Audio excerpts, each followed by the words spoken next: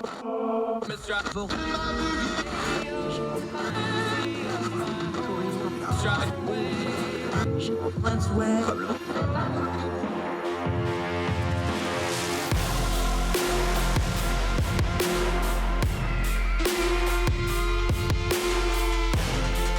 your host, Andrew Donaldson.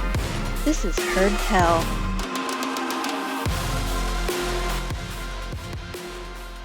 It's Heard Tell, Monday, January the 10th, year of our Lord 2022 is well underway. We hope you had a good weekend. We hope you and yours are well wherever you are across the street or around the world. Thank you so much for taking the time to join us today. Little different program for a couple of reasons. One is we're not only going to talk about COVID on the show, but I got it. I'm still pretty under the weather. Don't feel great. Trying to soldier on as best we can, but it is limiting what I do to a certain extent. So this is going to be a little bit of a different program, but it worked out. We have a great guest, Morgan Stevens, who is going to talk about long COVID, her experience with COVID. She's also a journalist. She works with CNN. She's also an opinion writer. She has a lot of different angles to talk about this, but most importantly, she is a patient of it. She was in one of the earlier waves of COVID. She will talk about that experience, but she really got sick after the fact and having these long COVID symptoms that they don't really have great definitions for now. But we'll also update her story because she wrote about it back in July. We'll cover that piece.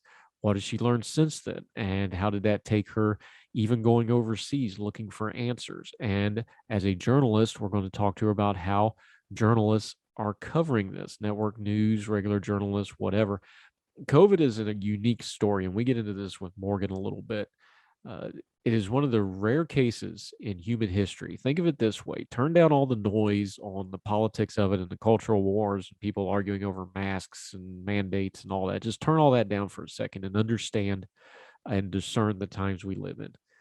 This is a unique period in history where COVID-19 is a unique event where the entire world is dealing with the same problem at the same time. That doesn't happen very often, where a household, no matter where it is on the planet, is dealing with COVID-19, at least knowing about it or having to deal with it specifically as a disease.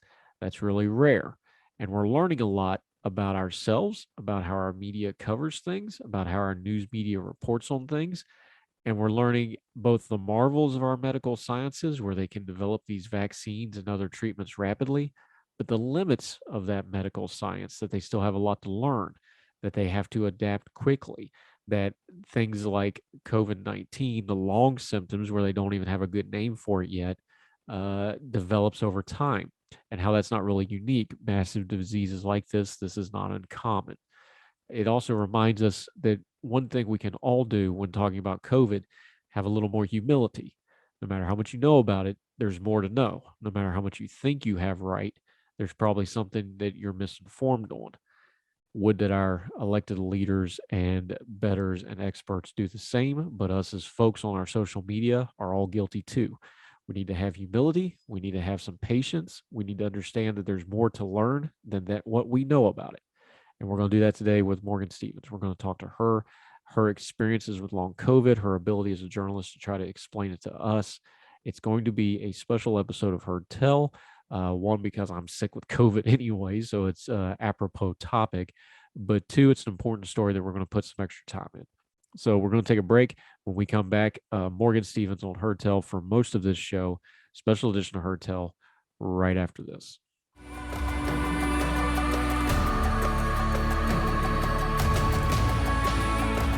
Welcome back to Heard Tell. Really excited about this important story. I've been kind of working on this for a few weeks, getting it set up, and excited to have Morgan Stevens with us. She is a journalist. She works out of the Los Angeles area. She's a production assistant for CNN, and she's wrote for them in the opinion sections, also written for HuffPost. How are you, ma'am? I'm doing well. Thanks for having me. I'm thrilled to have you. I wish it was over something else, but unfortunately, this is going to be kind of about you. But before we dig into your particular story, though, I want to make sure everybody has the nomenclature right, because I think we've kind of gotten numb to some of the terms here. So when we're talking about long COVID, which is kind of the centerpiece of your story and what you've written about and what you're working on now, just define that for us right quick about long COVID and what that actually means. Sure. So it's actually, people debate what the definition of long COVID is still. But the way I would describe it in a nutshell would be it is symptoms that persist after your acute COVID infection ends.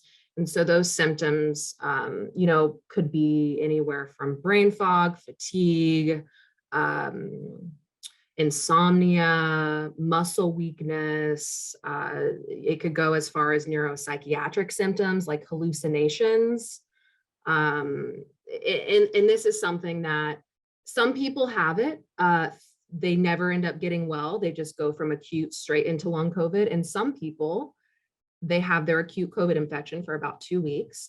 And then it's months later that they start to develop these other sometimes neurological symptoms or symptoms that have to do with the autonomic nervous system. So it's prolonged COVID infection, just of a different kind. The acute infection has resided and something else has been triggered in the body. But still, we're still debating what long COVID actually is. And that's, health experts, patients, we're all trying to still figure out how to define this, which makes it even harder. And the thing about this is, even if we're using the current numbers, we know the current Omicron is probably going to bounce these numbers even higher. Basing off what you said, if we're talking about 10% of people with COVID, we're looking at 6 million people. Even if that 10% number is anywhere near accurate, that's a lot of people. It's a massive amount of people. And here's the tough part about this is even the research on how many people go on to develop what we consider long COVID now, the research ranges from 10% all the way up to 30%. So that's up to a third of people that could potentially have this very debilitating illness post virus, which, I mean, if we're looking at a third, which is the kind of larger estimate, that's around 17 million people. So it's something that I don't think is going to be able to be ignored for much longer, especially with this wave, just because of the large amount of disability and disruption in our economic systems, right? Our workplaces, all of these things that are affected by people millions who cannot work full time or work at all. Yeah. And the other thing about this is having acute syndromes based off a new illness is nothing new in medical science. We have a new disease show up and then they just have all this stuff they don't know how to explain because there's no years worth of research yet. And they just deal it, oh, well, this is blankety blank, whatever we're calling it, acute syndrome for a couple of years. And then they eventually start figuring it out. So this was kind of to be expected with a new disease like COVID. And this is the form it's taken, isn't it? Yeah, absolutely. It's really tough because as a new illness, we know that post-viral illnesses are not new, right? But this virus is new. So the particular symptoms that you get from this might be different from other post-viral illnesses. We don't know that yet. Let's just hypothesize that they are. The research is coming out showing that there's a lot of like the neurological and the neuropsychiatric symptoms, those, that COVID crosses the blood-brain barrier. Therefore, you get this kind of cascade of symptoms. So yeah, it's really tough because it's a new illness. And with anything new, research takes time. It takes time and money to catch up. And so in the meantime, we have a lot of very sick people who are just waiting and unfortunately suffering a lot, not knowing how they're going to support their families, support themselves while being very sick and not having a lot of answers. Yeah, Morgan Stevens joining us. Okay, it's a new disease, but when you went to try to explain it, when you wrote your very excellent piece about this, you went very old school. You compared it to a Salvador Dali painting, the famous, melting clocks and things like this. That's a pretty graphic description, but when you go to talk about how you went from relatively healthy to feeling very, very poor, that's the imagery you went with. Walk us through those initial days when you first got COVID yourself. So my family got COVID. We all got it together in early November, but they started developing symptoms before I did. So I was actually quarantining and still working, covering the 2020 election from a hotel room. Um, I had a negative, I ended up having a negative COVID test, which was a false negative. And so eventually I tested positive a few days later and I returned back to the home, had kind of a mild to moderate acute infection. And then I actually started to feel better and went back to work the third week after I tested positive.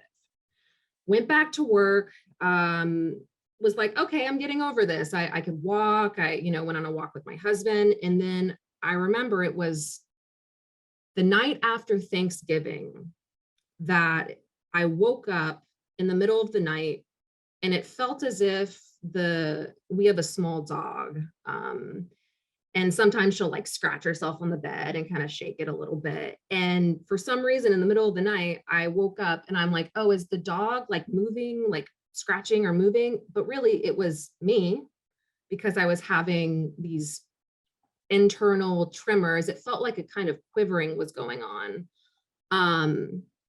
And the day before I had started to feel a little bit unwell, just feeling more fatigued. I felt like, oh, do I have a fever? But this is weird. I know that I'm not. It's been 3 weeks since I had COVID. Like I'm okay. But just something felt a little bit off. And then after that night was when it really kicked up. I remember sitting with my parents the next day. They were watching some show and it was hard for me to follow the plot. And I remember it was some like Netflix show with Nicole Kidman or like, I don't remember, but it was something where the plot was a little bit more intricate than just like let me throw in a sitcom, right? And you had to follow. And I remember watching it and it took a lot of energy for me to kind of follow what was going on and remember the sequence of events. And it was really hard because as a journalist, I had been covering COVID and we had done segments on long COVID actually. So while I started getting these really kind of odd symptoms, like the insomnia hit out of nowhere and it was relentless. It didn't stop. The brain fog, I started to deteriorate pretty rapidly within about a week. The kind of constant vertigo where you feel like you're on a boat, that's kind of what I described in that Salvador Dali description. I remember I woke up like I was jolted awake. I had this severe pain in my head. It felt like someone kind of knocked me over the head and it jolted me out of sleep. And then I woke up and the entire room was on this kind of spinning tilt. I didn't know if I was having a stroke or not. I was like, I didn't know what was going on. But I remember it was hard for me to, my husband was sleeping. I didn't want to wake him up. So I stagger kind of into the hallway. And I remember I'm like, my whole world was kind of tilting upside down, spinning. And I got to the bathroom. I remember I couldn't form sentences in a cohesive way. Like I was looking at myself saying, okay, just say, hi, my name is Morgan, or like say something stupid, make sure that you can still speak. And everything was like very drowsy and slow. So of course I smiled to make sure that I know the symptoms or I know the criteria for checking stroke symptoms, right? Like you want to check and see if both sides of the mouth are smiling, if your eyes are crinkling, if you can move your arms. I did all that. All of that was okay. And still to this day, I don't know what happened in that night. I have no idea. And it kind of just started deteriorating and getting worse and worse from there until I lost the ability to function independently and communicate, breathe, write, understand kind of what was going on around me. And that persisted for about 4 to 5 months. Yeah. And then you had the real fun indignity. I know you talked about that you had been covering it at work, and then you had the indignity of going to the emergency room and having the network you work for reference that, hey, have you watched the show about COVID symptoms? Maybe this is what's wrong with you. Yeah, and I debated on whether or not I was going to include that in the piece because being a CNN employee, I didn't want my colleagues to think that like, I was saying anything negative about them and their work, because really we've been doing excellent work on covering something that's unprecedented. But it was very strange because it almost felt, it was almost one of those moments where I'm like, are you kidding me? Like, I work for this news network. I know that we are only going by what the experts are saying, and you're supposed to be the experts. And so it left me in this place of like, okay, now I definitely know I'm in no man's land, right? I am on an island.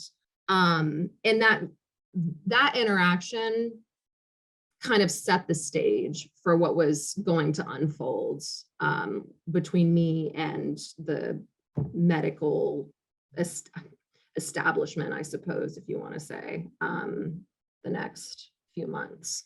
Yeah, and we're going to dig into that with Morgan Steffens as we continue. What that medical establishment did, more importantly, what it didn't do. We're also going to talk about not just the physical effects, but the mental health effects that she struggled with. And then we're going to talk about her recent work on COVID that took her very far abroad trying to look for answers. So more with Morgan Steffens right after this.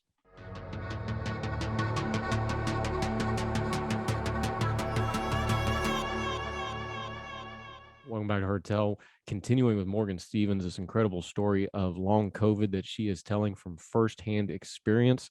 You called it no man's land. That sounds like a really good way to describe it because, like you said, when the experts don't know either, I've always told people from my own health thing, there's nothing scarier than a doctor looking at you and they don't know what to say. That's a humbling moment in life.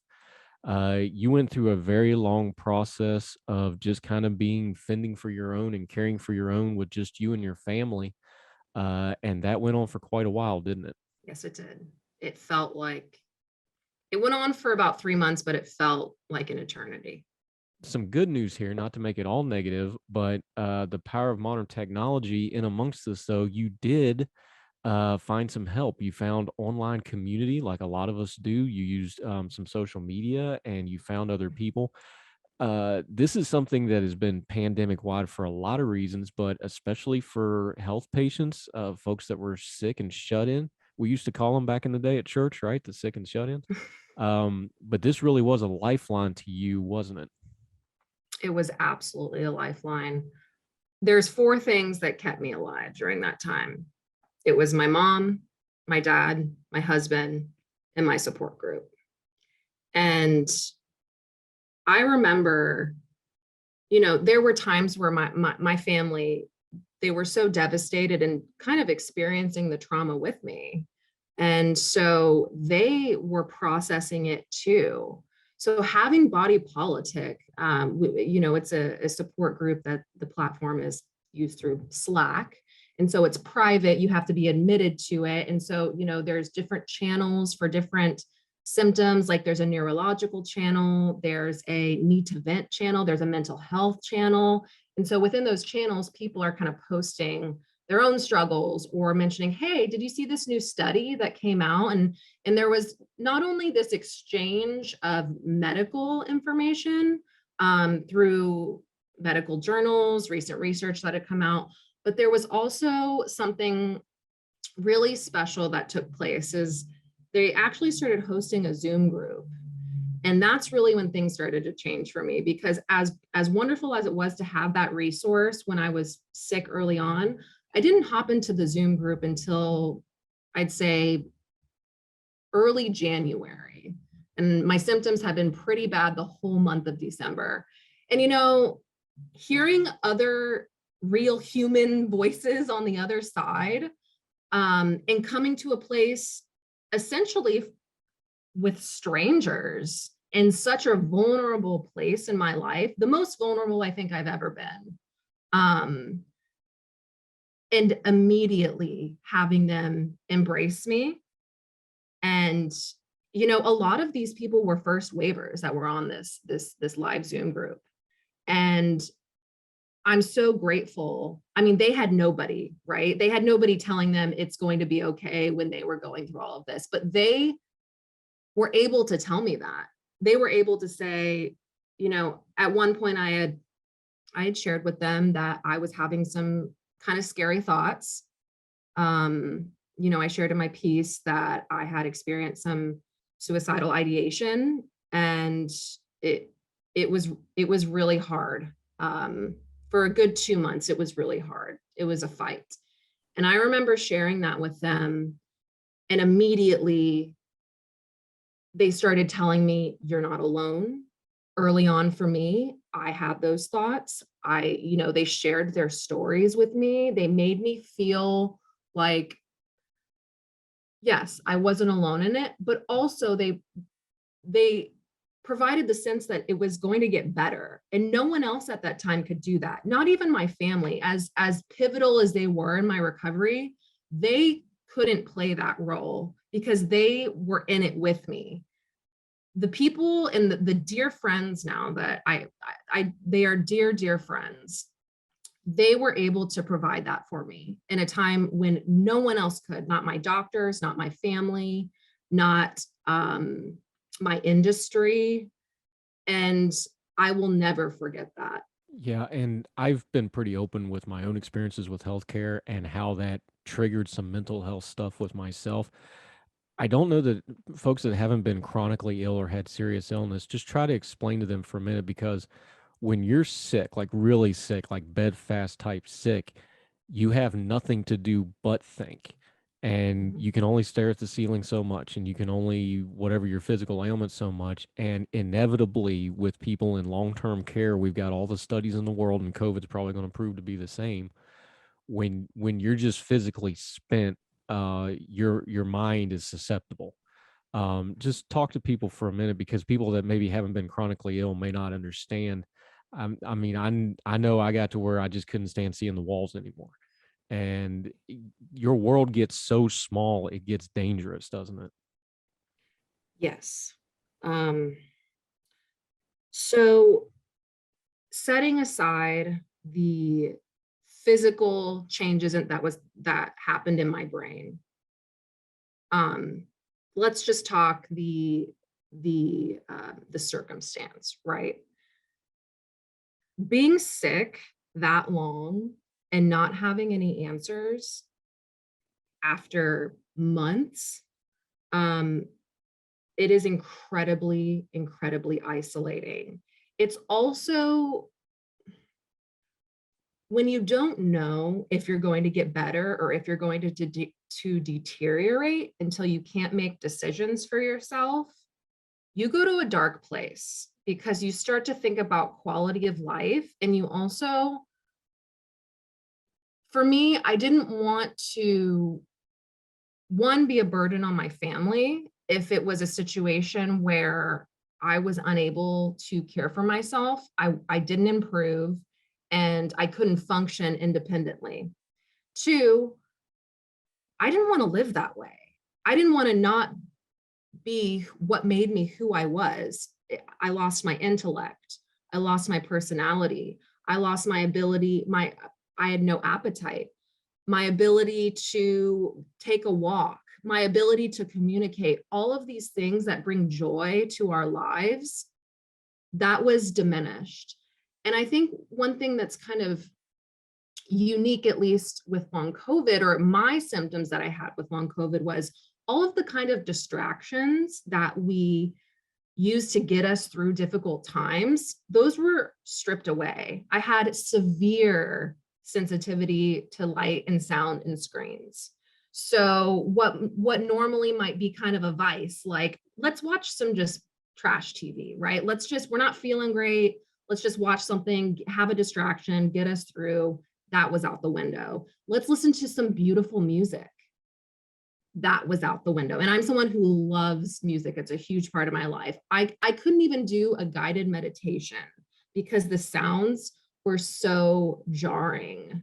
And so having all of that stripped away left me in such a state. And this is compounded with the neuropsychiatric symptoms from COVID.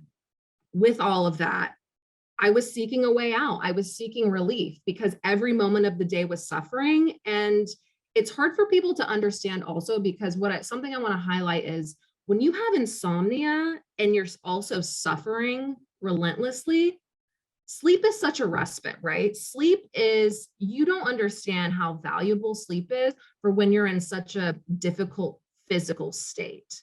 And when that is also stripped away from you, you feel like you're forced to endure this suffering every single moment of the day, that there's no escape from it. And I didn't sleep for months.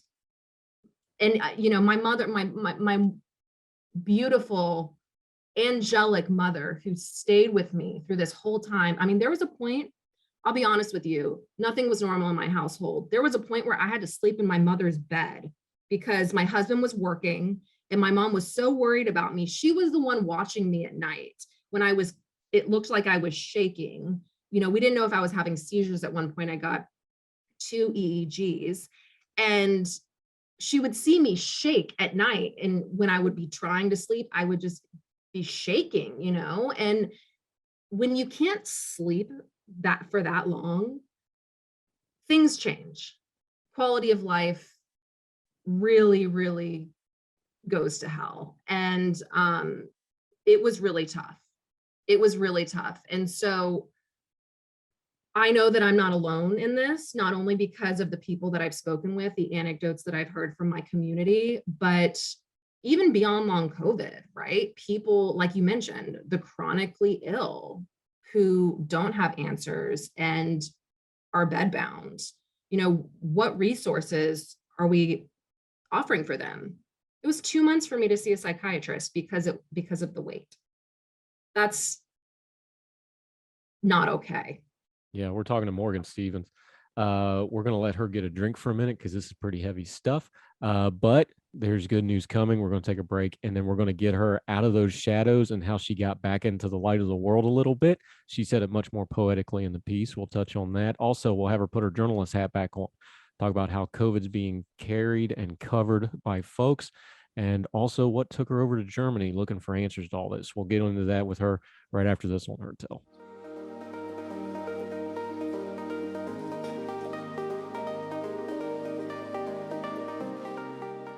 Welcome back to Heard Tell. We kind of left you in a really dark place. So how did you get out of that darkness? You wrote it this way. I thought it was a beautiful way to end your piece. You said, I want more for us, meaning the long COVID sufferers, with support from our healthcare providers and policymakers. I want those living in the shadows of long COVID to come out of a dark winter and heal in the sun. You've been open that you're not the same, but you are obviously here talking to us. You look good, you're articulate, you're back working some, you're working on a book about these experiences. How'd you get from that point B to the current point C, where that term everybody hates, new normal, but for lack of a better way to put it, you're new normal now? Yeah. Well, it took, what are we? We're at over a year now since I got sick, and it took a lot of trial and error. Sometimes I felt like I was a guinea pig with medications from my doctors, but I was at the point where I'm going to try things, see how I respond. And eventually we found a good balance of medication that got me to sleep first, and then got me because once the sleep was taken care of, I could actually start the healing process. So it took some time. I'd say it was my husband and I, we left North Carolina in February, and we moved to California, back to where we had come from.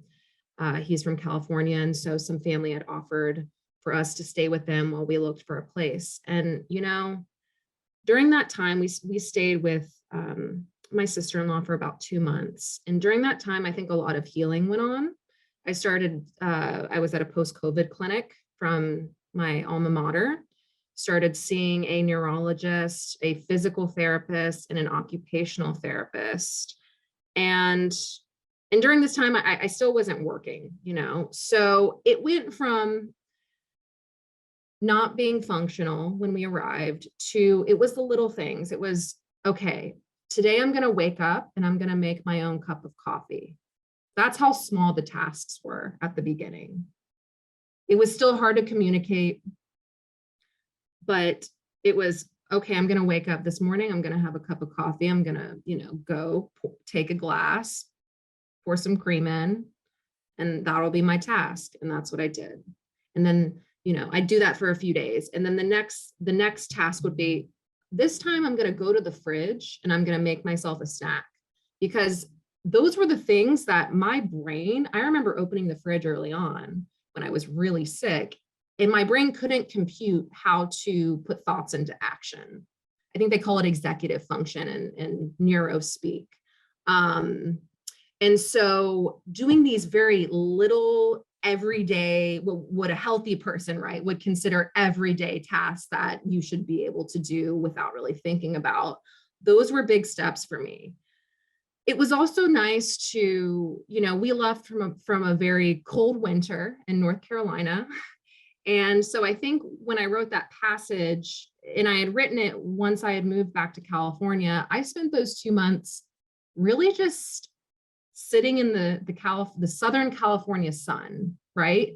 Because in February, March, and April, it's still warm in California. It's warm and sunny all the time. And that was such a blessing because, and I'm not here to say the sun is going to heal you, but there was something about just putting my sick body out into the sunlight, into the fresh air, taking very, very short walks in nature. And then also incorporating daily meditation. As time went on, my hearing, or I should say my sensitivity to sound really improved. And so I was able to start doing very, keeping the volume down on guided meditations very quietly. And I remember celebrating one time, I was finally able to listen to a song again at very, very low volume. So as time went on, I started to know, okay, I'm getting better, because all of these things that were impossible for me to do early on, I'm getting them back. They may be really slow and they may be really, I'm not listening to like my headphones on full blast and like totally vibing out to some song. No, it's very, very quiet. But the subtle changes were very pivotal for me because, one, it was an improvement in my symptoms, but I think most importantly, they provided hope. They provided me some sense of, wow, maybe this won't be forever. And I hate to bring God into it, but I did a lot of praying during that time. I wasn't a super religious person before I got sick, and but my family was raised Catholic, and my father is a very devout Catholic. And when I got sick, every night, we would pray, and he'd pray with the rosary. And to this day, I have my grandmother, my late grandmother's rosary that I pray to, and really getting in touch with spirituality, finding the right medications, letting time heal my body. And, I also want to say, I think the healing is also, there's a little bit of mystery to it. And I acknowledge that.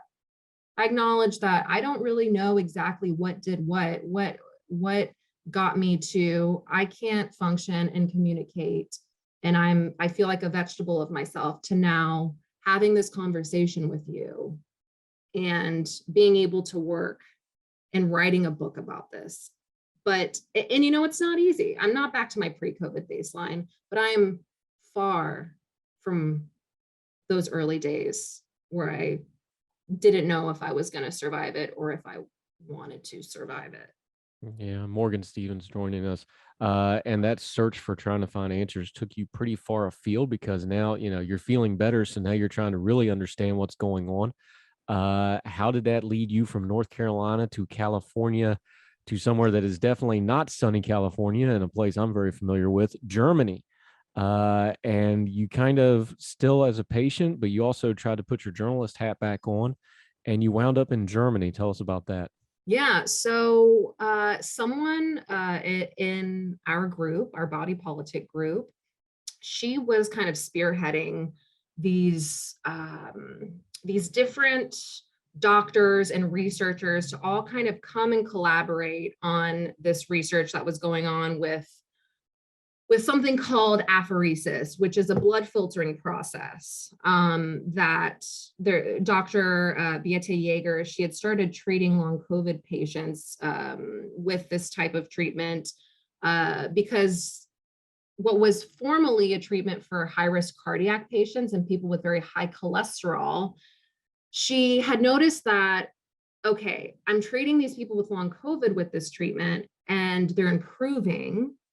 And we know that COVID clots the blood, but what we don't know is if long COVID clots the blood and if people with long COVID are really suffering from vascular damage.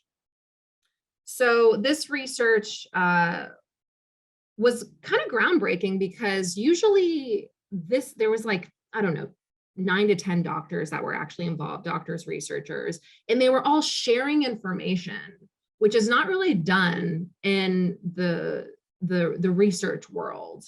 So it was in Mulheim, Germany, right outside of Dusseldorf.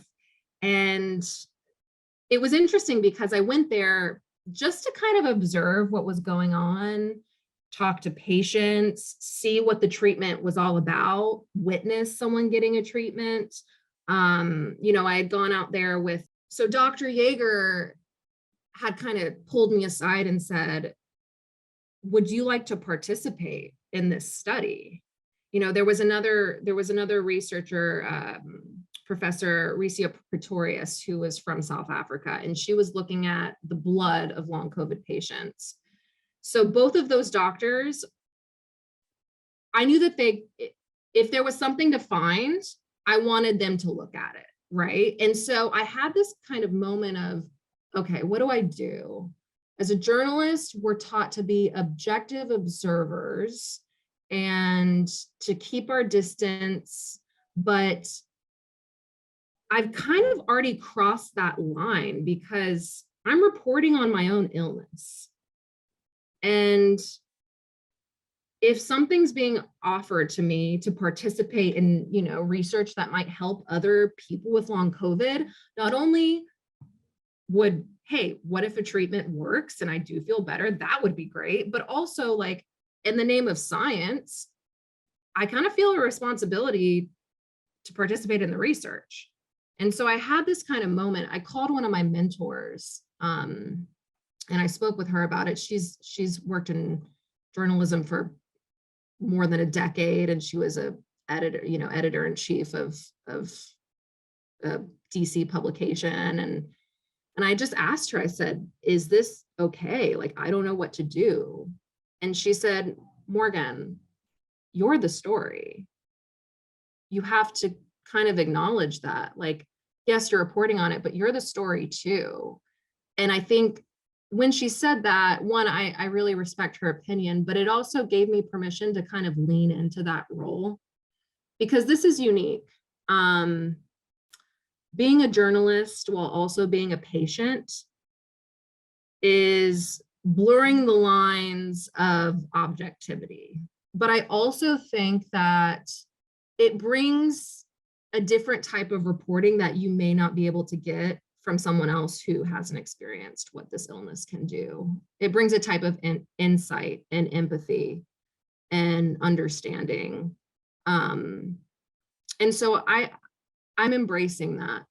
But the research was fascinating, and this is something that I'm going to write about in my book is, so they found some interesting things with my blood. For most of the long COVID patients, they actually did find some microclotting that was going on. I didn't have a lot of microclotting, which is a good thing, but they found that I had a lot of what they call hyperactivated platelets. It's like a very medical speak jargony term for the platelets in my blood that they have to do with immunity and inflammation. Those were very inflamed. And then they also saw that I had something called endothelial damage, because they saw in my blood work there was a lot of that debris, which means that my blood vessels themselves were shedding, the lining of my blood vessels were shedding, causing a lot of inflammation in my blood vessels. So this doesn't answer everything, obviously, but what it does point to is that there was a lot of vascular changes that has kind of been going on just with me, me personally, in my own blood work, which glad I'm not clotting, but there's obviously something that is not what you would find in a healthy person, right? You're listening to Heard Tell. We're going to continue with Morgan Stevens right after this.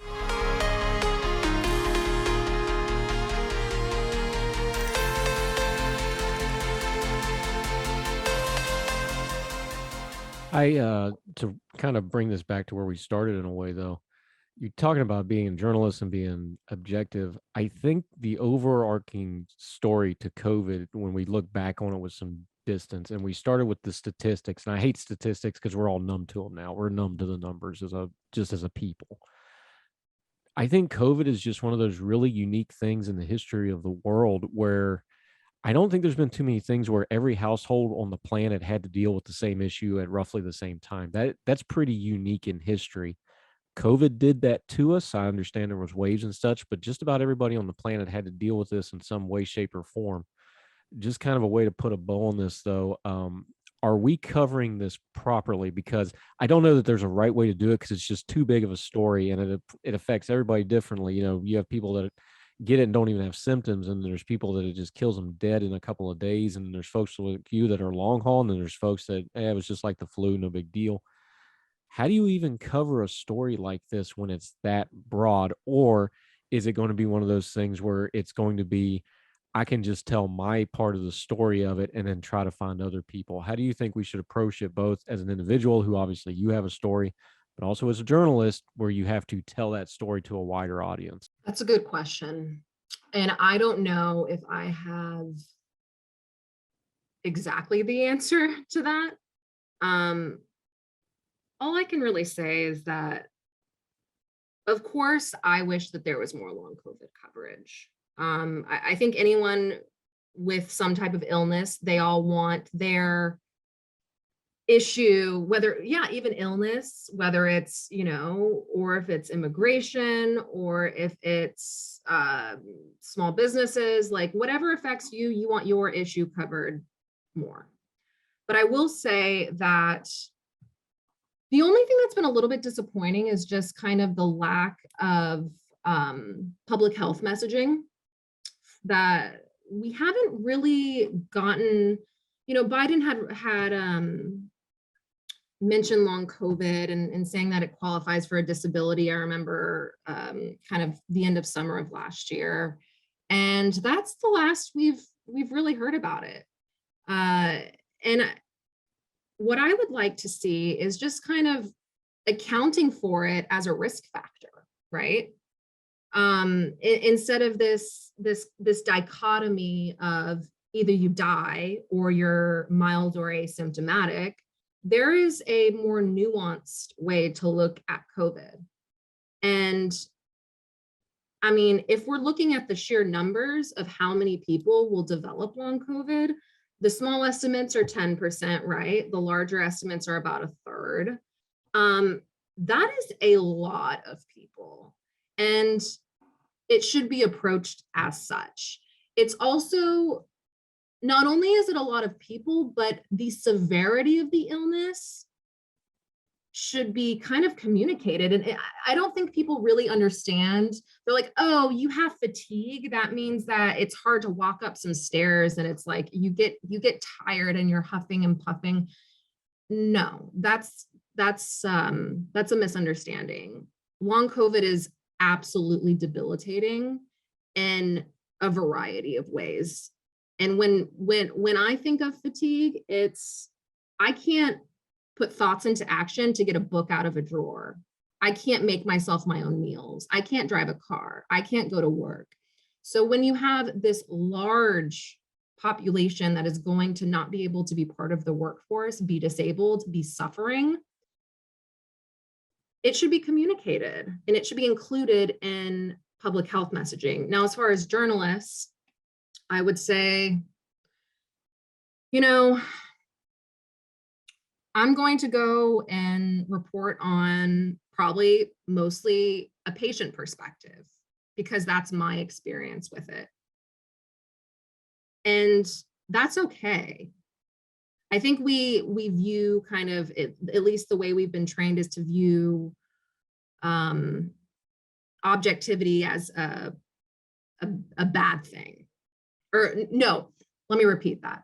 The way we view objectivity is something to strive for. And yes, it is something to strive for. But I also think sometimes stories need more than just, these are the facts and let me lay them out this way. And he said this and she said that, and that's the story. Sometimes I think we need to go a little bit deeper. And if that includes involving our own experience with something, then so be it. I went into journalism thinking I was going to cover politics and be a very traditional hard news journalist. And that may still happen, but I also am embracing kind of the power of storytelling when it comes to really telling the truth about the darker things that can happen to someone. And if it has to be my own story, and if I have to be vulnerable like that, I'm okay. I'm okay with that. Because this is an issue that I think deserves attention. And also, I want to make people feel less alone because I know how alone I felt at that time. Yeah, and you telling the story will be a step towards that, and we really appreciate it. Morgan Stevens has been with us today. We went a little long with it, but it's an important story, so we wanted to cover it that way. And we appreciate your candor and your opening with us. I know this isn't the easiest thing to talk about, but let people know where they can follow you on your social media and the other projects you have going. You mentioned that you're working on a book on this stuff. We've been citing your article and your great writing that you do on that. So when you do, the normal stuff like politics in the future, they know where to find you. Let folks know where they can find your stuff. Of course. So you can follow me on Twitter at Morgan Stevens A. And, I'm working on a book right now. It's my first book. So I'm hoping that it will be out by early 2023, but it's a grand adventure and it's an honor to write not only about my own experience, but to kind of dig deeper into how long COVID is impacting individuals, our healthcare system, our economy, and politics. Yeah, this is one of those things we talk about in the studies. This is a blast radius event. You talked about your family dealing with it. This is something that's going to have a blast radius for a long time to come, and we're going to keep talking about it. We're definitely going to have you back. We're going to talk to you on the long form podcast as well, hopefully in the near future, really dig into this. But thank you so very much for your time today. I really, really appreciate it, and I hope folks got something from it. Thank you so much for having me. Morgan Stevens, thank you so much, ma'am.